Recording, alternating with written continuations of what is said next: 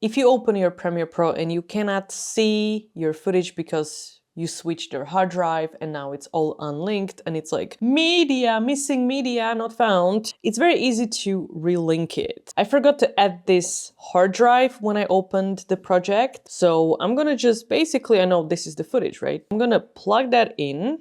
So you can either just click cancel, close the project, do not save it, reopen it, and your hard drive is going to load up. So now it's going to be all linked. But I want to show you also if you have any kind of footage that you basically are missing and you have to relink it manually. Basically what I need to do is I need to locate the first video. And because I already have the drive in, I'm just going to click on locate and it should take me exactly where it is, right? Because now I plugged the hard drive in. So Premiere Pro is smart. Okay, it's not stupid.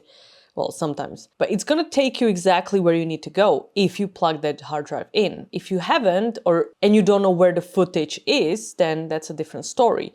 But it always shows you the original location. So you're gonna be like, oh yeah, it's on the desktop somewhere. So now this video is already highlighted. This is what I want to link, relink. So I'm just gonna click OK and look what happens. Every single video after that was missing is now loading. So basically it's locating everything automatically for you from that hard drive.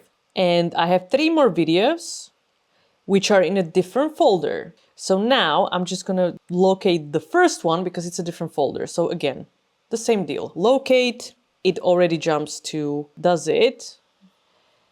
C 0328. 0328. This one. Yep, that's it. Okay, and it's gonna load the rest of the videos from the same folder. So now everything is here. Simple as that. To purchase my Premiere Pro PDF guide, just go into the description of this video and click on the link. It takes you to Gumroad, which is a worldwide seller of ebooks. Click on buy this, put your email there, business info, credit card, and the guide will be sent to you automatically in the next email.